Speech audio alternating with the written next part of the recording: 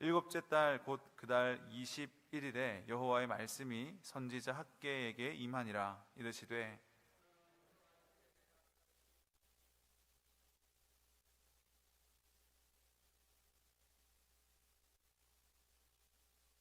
너희 가운데 남아있는 자 중에서 이 성전의 이전 영광을 본 자가 누구냐?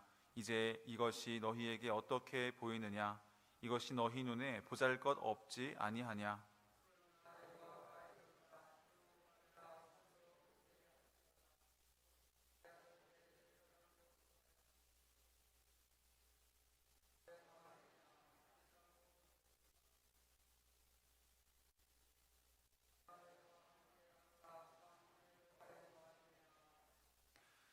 너희가 애굽에서 나올 때에 내가 너희와 언약한 말과 나의 영이 계속하여 너희 가운데에 머물러 있나니 너희는 두려워하지 말지어다.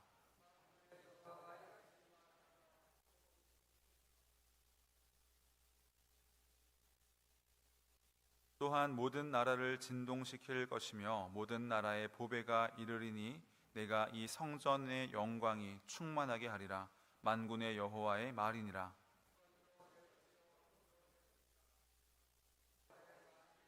함께 읽겠습니다. 이 성전의 나중 영광이 이전 영광보다 크리라. 만군의 여호와의 말이니라. 내가 이곳에 평강을 주리라. 만군의 여호와의 말이니라. 아멘. 우리 옆에 있는 분과 인사하겠습니다. 사랑합니다. 축복합니다. 인사하겠습니다.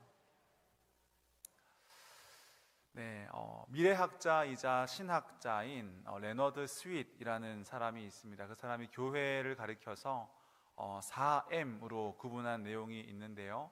한번 보여주시면 감사하겠습니다.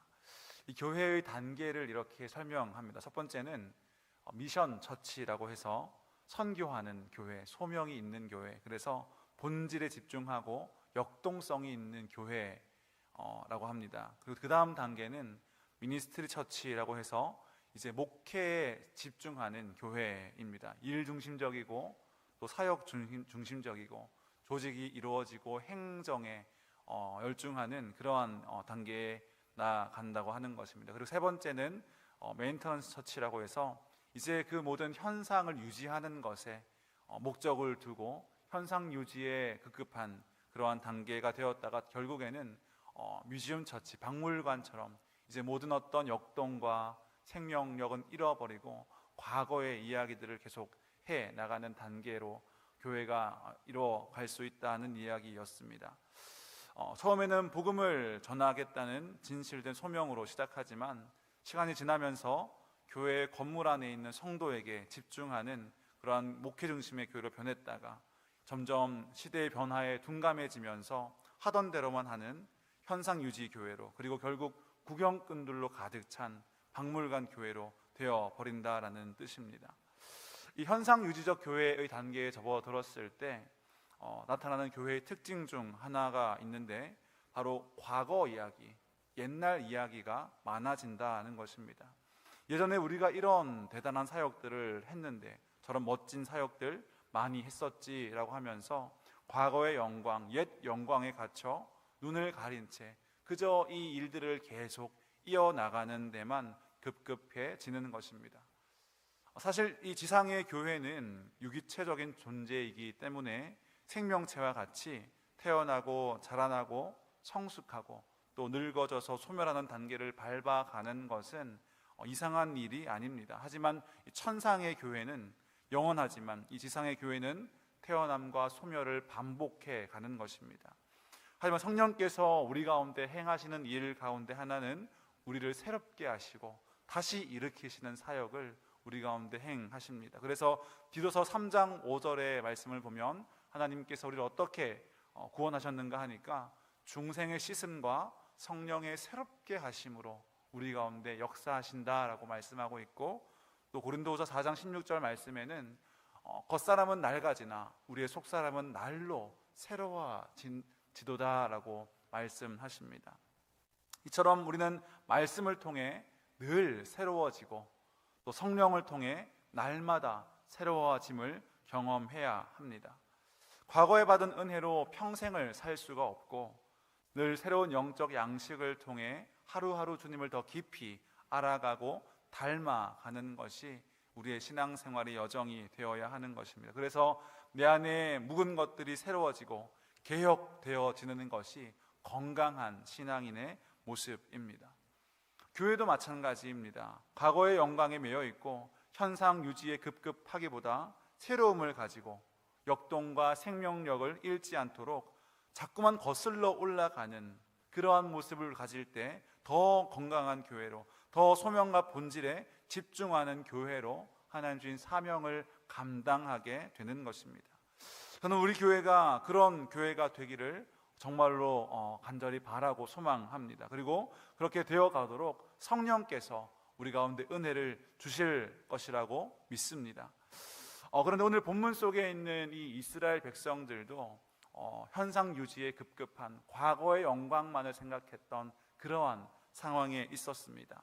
오늘 본문 말씀의 배경은 바빌론 포로로 잡혀간 이스라엘 백성들이 다시 예루살렘으로 돌아온 후의 이야기입니다.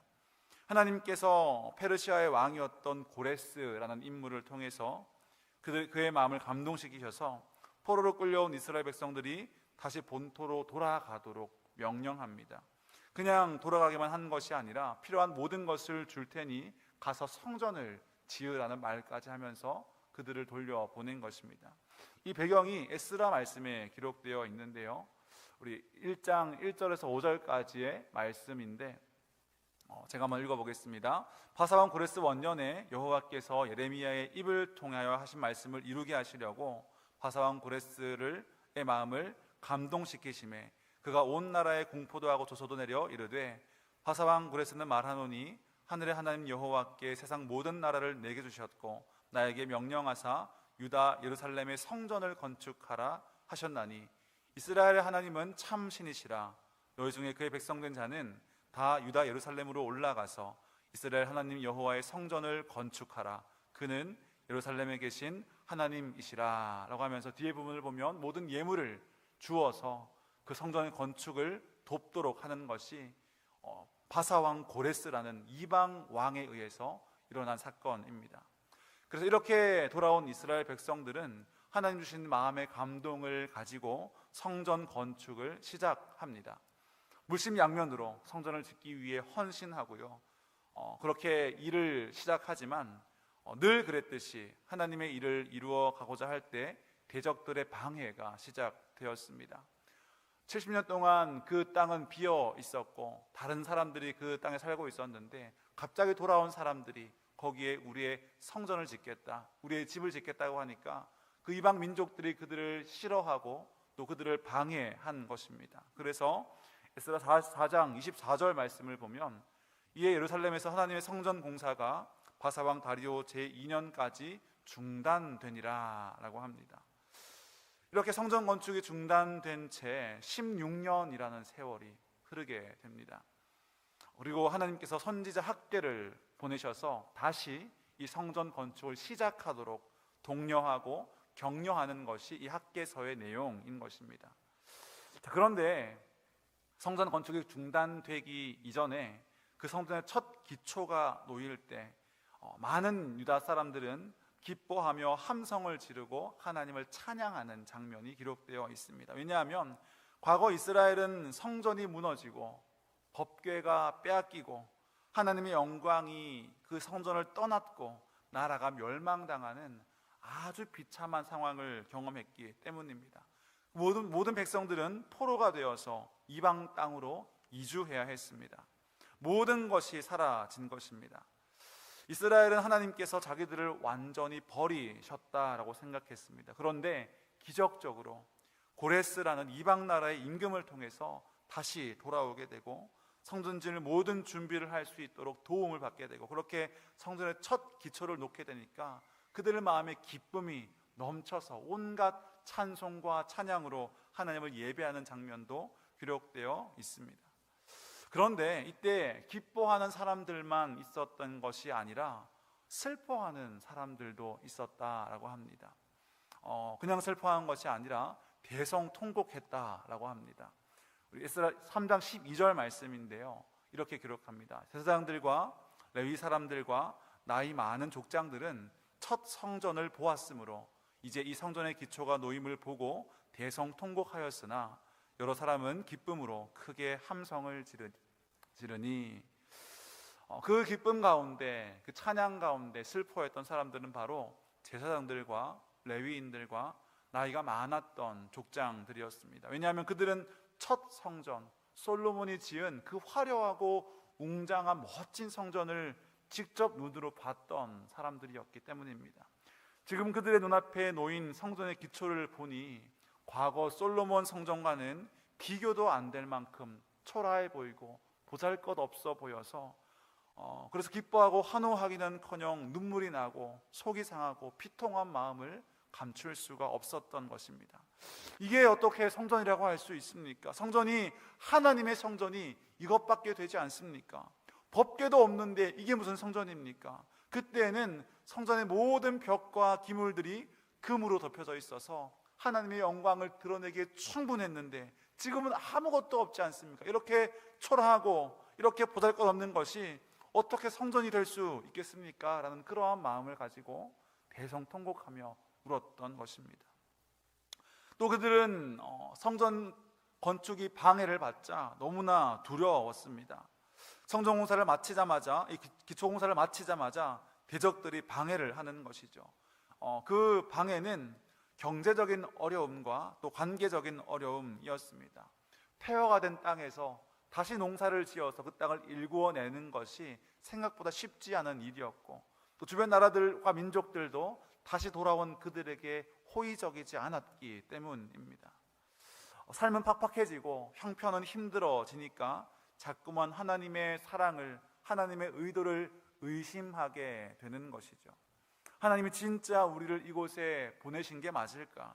하나님의 영광이 과연 이 성전에 돌아올 것인가? 하나님이 우리를 버리신 게 아닐까 하는 그러한 두려움이 몰려오고, 그래서 성전을 짓기보다는 내 삶을 세우고 내 삶을 챙기고 나를 챙기는 게 더 중요한 일이 되어서 성전 건축은 중단되고 각자가 자기 삶을 살기에 바빴던 그러한 상황 가운데 있었던 것입니다. 그런데 그런 그들을 향해서 오늘 하나님은 이 학개 선지자를 통해서 말씀하십니다. 우리 3절 말씀을 함께 한 번 더 읽겠습니다. 2장 3절 말씀입니다. 시작. 너희 가운데에 남아있는 자 중에서 이 성전의 이전 영광을 본 자가 누구냐? 이제 이것이 너희에게 어떻게 보이느냐? 이것이 너희 눈에 보잘것없지 아니하냐? 대성통곡하는 그들을 향해서, 두려워하는 그들을 향해서 하나님은 질문하고 있습니다. 그렇습니다. 맞습니다. 여러분 중에 이 성전의 이전 영광을 본 사람들이 분명히 있지 않습니까? 또 여러분 눈에 그것들이 분명히 보잘것없어 보이는 것이 맞습니다. 그리고 4절 말씀을 보면 그러나 하나님이 이렇게 말씀하십니다. 뭐라고 말씀하십니까? 함께 읽어볼까요? 4절입니다. 그러나 여호와가 이르노라. 스룹바벨아, 스스로 굳세게 할지어다. 여호사닥의 아들 대제사장 여호수아야, 스스로 굳세게 할지어다. 여호와의 말이니라. 이 땅 모든 백성아, 스스로 굳세게 하여 일할지어다. 내가 너희와 함께 하노라. 만군의 여호와의 말이니라. 아멘. 굳세게 하라는 말은 용기를 내어라, 담대하라 라는 말씀입니다. 그 근거가 무엇입니까? 내가 너희와 함께 할 것이니, 내가 너희 가운데 있을 것이니 너희는 계속해서 그 일을 해 나가라 라고 말씀하고 있는 것이죠. 5절 말씀도 함께 한번 읽겠습니다. 5절입니다. 너희가 애굽에서 나올 때에 내가 너희와 언약한 말과 나의 영이 계속하여 너희 가운데 머물러 있나니 너희는 두려워하지 말지어다. 아멘. 애굽에서 나올 때 언약한 말이라고 하는 것은 나는 너희의 하나님이 되고 너희는 내 백성이 될 것이다 라는 그 언약의 말씀을 아직도 나는 기억하고 있고, 나와 너희들 사이에 그 약속이 여전히 유효하다라고 말씀하십니다. 그리고 나의 영이 여전히 너희 가운데 있다. 나의 임재가, 나의 영광이 여전히 너희들 가운데 있으니 두려워하지 말고 힘을 내어서, 용기를 내어서 다시 일어서라 라고 우리에게 말씀하고 있는 것입니다. 그래서 그 하나님의 말씀을 붙잡고 이 백성들은 4년 만에 이 성전을 완성하게 됩니다. 여기까지가 이 오늘 본문을 둘러싼 역사적 배경입니다. 포로에서 돌아온 이스라엘 백성들, 기쁘게 그 일을 시작했지만 현실의 어려움과 과거와의 비교와 또 두려움 때문에 멈춰버린 사람들이었습니다. 그리고 그런 그들을 다시 일으켜 세우시는 하나님의 말씀이 임하자 그들은 다시 그 사명을 감당할 수 있었다라는 것입니다. 그렇다면 이 말씀이 오늘을 살아가는 우리에게 어떤 메시지를 주고 있는가를 함께 살펴보기를 원합니다. 이 말씀이 우리에게 오늘 주시는 메시지는 우리의 판단 기준이, 다시 말해서 우리가 우리의 인생을 바라보고 다른 사람들의 인생을 바라보고 또 교회와 공동체를 바라볼 때 그 판단 기준이 세상과 마찬가지로 규모의 웅장함이나 화려함에 있다면 우리의 시각을 바꿀 필요가 있다라는 것을 오늘 우리에게 말씀하신다고 생각합니다. 다시 말해서 우리의 판단 기준이 무엇인가, 우리의 가치 기준이 무엇인가, 우리의 인생과 이 교회와 공동체의 어떤 건강성과 상태를 진단할 때에 우리가 붙들어야 할 정확한 기준이 무엇인지에 대해서 말씀하고 있는 것입니다. 우리가 잘 아는 말씀인데요, 사무엘상 16장 7절 말씀을 보면 하나님 이렇게 말씀하십니다. 내가 보는 것은 사람과 같지 아니하니 사람은 외모를 보거니와 나 여호와는 중심을 보느니라 하시더라 라고 말씀합니다. 하나님은 사람을 바라보실 때에 외모를 보시는 것이 아니라 중심을 보신다라고 하는 것이죠. 여기서 중심은 무엇입니까? 그 사람 안에 있는 하나님을 경외하는 마음입니다. 다시 말해서 그 안에 하나님을 향한 거룩한 두려움이 있는지를 보신다라는 것입니다. 성령께서 주시는 마음입니다. 하나님을 높이고 그분만 사랑하고 오직 그분을 간절히 갈망하고 그분의 말씀에 순종하기를 원하는 그 마음이 있는지를 하나님은 각 사람을 볼 때에 그것을 보신다라는 것이에요. 그것이 바로 외모가 아닌 중심을 보시는 하나님의 의미입니다. 그런데 오늘 말씀은 이 성전을 바라볼 때에도 그것이 비록 건물이지만 건물의 어떤 화려함이나 웅장함이나 규모를 보는 것이 아니라 하나님의 임재를 바라보라고 말씀하시는 것입니다. 왜냐하면 이것은 그냥 건물이 아니라 하나님의 성전이기 때문입니다. 왜냐하면 이 성도와 성전의 그 본질이 동일하기 때문입니다. 엄밀히 따지면 이 성도, 하나님 백성, 그리스도인과 이 성전은 그 본질이 같다는 데 있습니다. 왜냐하면 성도와 성전의 본질은 바로 하나님의 임재, 성령의 거하심에 있기 때문입니다. 성도도 그 안에 성령의 거하심이 있는지, 성전 또한 그 안에 하나님의 임재가 있는지, 그것이 성도와 성전이 붙들어야 할 본질이기 때문입니다. 성전이 있기 전에는 성막이 있었습니다. 이 성막은 영어로 텐트입니다. 텐트. 대충 나무기둥 세우고 천으로 덮은 가건물 같은 것이 이 성막이었습니다. 그런데 그곳이 왜 거룩한 곳이 되었습니까? 그거에 사용한 재료들이 비싸서입니까? 엄청난 기술자들이 만든 좋은 브랜드여서 그렇겠습니까? 아니요, 그 안에 하나님의 임재가 있었기 때문입니다. 그래서 그 보잘것없는 텐트가 바로 성막이 되어지는 것이죠. 성전도 마찬가지입니다. 비록 솔로몬 성전은 그 하나님의 영광을 사람들로 하여금 우러러보게 하기 위해서 아주 웅장한 건축 양식을 사용해서 하나님의 위엄과 영광을 표현하는 방식으로 지어졌지만 그 건물 또한 마찬가지로 그렇게 멋지게 아름답게 지어졌기 때문에 거룩한 것이 아니라 하나님이 임재하시는 곳이기 때문에 그것이 성전이 된다고 하는 것이죠. 온 벽이 금으로 박혀 있고 모든 기구가 금으로 도배되어 있다 하더라도 하나님의 임재가 없다면 그것은 껍데기에 불과하기 때문입니다. 그리고 신약에 와서는 예수님을 가리켜서 성전이라고 말씀하십니다. 요한복음 2장 21절 말씀을 보면 그러나 예수는 성전된 자기 육체를 가리켜 말씀하신 것이라 라고 하시면서 이제는 성전이 건물이 아니라 예수 그리스도 그 자신이 바로 성전임을 말씀합니다. 어째서 그렇습니까? 그 예수님은 육신의 몸을 입고 오신 하나님의 임재, 그 자체였기 때문입니다. 그의 몸에는 하나님의 영이 계셨기 때문에 예수 그리스도께서 성전이라고 말씀하고 계신 것이죠. 또 이어서 예수님께서는 모든 믿는 자들에게 성령을 각 사람에게 부어 주셨습니다. 그래서 오늘 저와 여러분의 신령 가운데는 성령께서 계시는 줄로 믿습니다. 그래서 고린도전서 6장 19절 말씀은 이렇게 말씀합니다. 함께 한번 읽어볼까요? 시작. 너희 몸은 너희가 하나님께로부터 받은 바 너희 가운데 계신 성령의 전인 줄을 알지 못하느냐. 너희는 너희 자신의 것이 아니라. 아멘. 따라서 모든 성도와 이 성전의 본질은 같습니다. 그렇죠? 무엇입니까? 하나님의 임재가 성도와 성전됨의 본질이라고 하는 것이죠.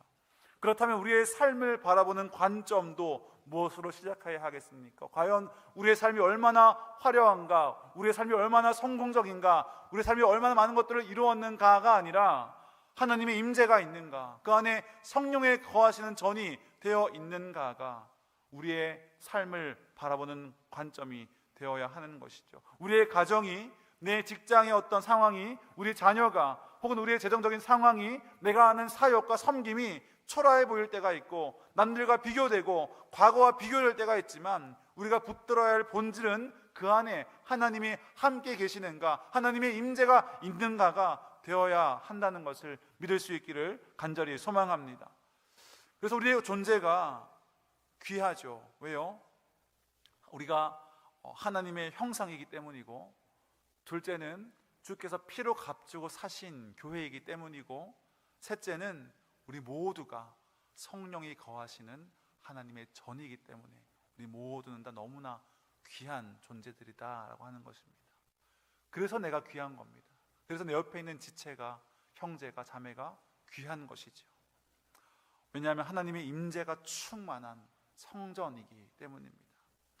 그래서 우리가 교회 건물, 교회 물건은 귀한 줄 알면서 교회 한 지체가 귀하다는 사실을 모른다면 그것은 주님께서 기뻐하지 않는 모습이라고 생각합니다. 왜냐하면 우리 모두는 성령의 전이요 하나님의 임재가 가득한 성전이기 때문입니다. 우리 옆에 있는 분들께 한번 이렇게 축복할까요? 집사님은 성령이 거하시는 하나님의 성전입니다. 한번 인사하겠습니다. 아멘. 그런데 지금 이 이스라엘 백성들은 그 성전이 솔로몬 성전보다 초라하고 보잘것없어 보인다고 해서 그 규모와 그 웅장함에서 보잘것없어 보이는 그 모습 때문에 대성통곡을 하고 울고불고 난리를 치고 있는 것이죠.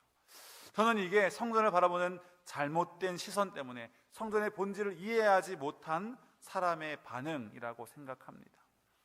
성전의 본질은 규모가 아니라 임재입니다. 그래서 성도의 본질도 실력이 아니라, 외모가 아니라 성령의 전이라는 사실을 믿으시기를 바랍니다.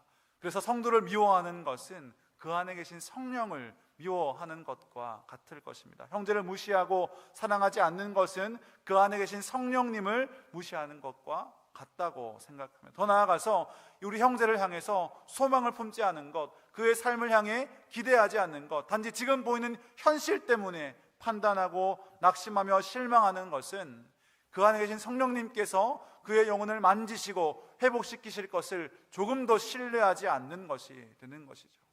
이것이 얼마나 비극적인 일이겠습니까?